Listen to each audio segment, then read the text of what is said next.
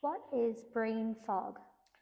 Brain fog is a symptom that people describe where their thoughts aren't clear, where they feel they can't easily access memories or access thoughts. There are a number of different things that can cause it, but people usually use this expression when they have a feeling that they aren't able to access their memories or thoughts as clearly when they have MS. Does brain fog go away? Like a lot of symptoms in MS, it can vary. So certain times it might feel stronger or worse, and things that could influence it might be if the person has other stressors. So for example, if they haven't slept well, if they have an infection, if they have other medical conditions, or if they have general stress in life.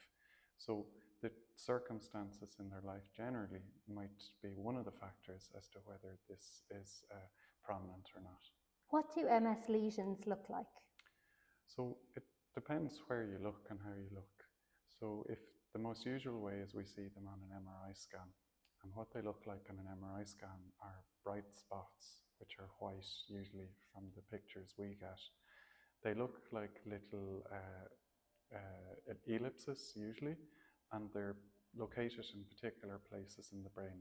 When we see this pattern, that's very important because there are rules to diagnose MS, and there must be a certain number of these lesions in certain parts of the brain and the spine.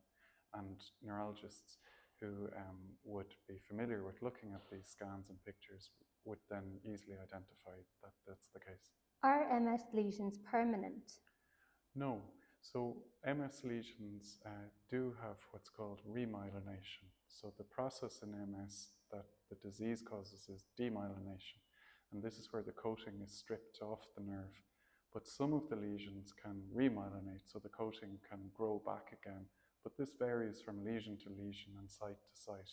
So some lesions might have more remyelination than others, and we can certainly see a representation of that on scans where you see the lesions can shrink down after time.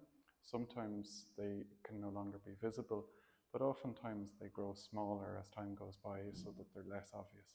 Where are MS lesions located?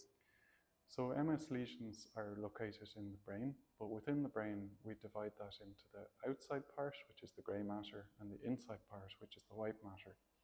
And one of the things that we've learned in the last decade or so is that the grey matter, which is the outside part of the brain, is heavily affected by MS. When we do an MRI scan, it's not as good as seeing this part of the brain. So even though we know it's affected, we don't always see the biggest burden of the disease. The other part of the nervous system that's affected is the spinal cord, and the spinal cord can be seen with an MRI scan. What happens when MS attacks the brain? So what happens is that the immune system sees the coating of the nerves as something foreign. So it thinks that this is an infection or a virus or something that must be gotten rid of.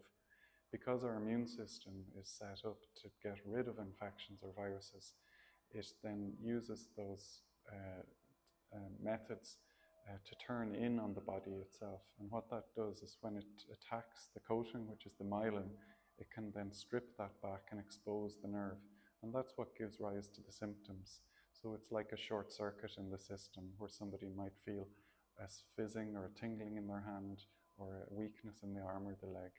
But a lot of these MS symptoms can then improve over time, and the idea with treatment, which we now have available, is to reduce the number of these attacks in the future. How can I protect my brain with MS?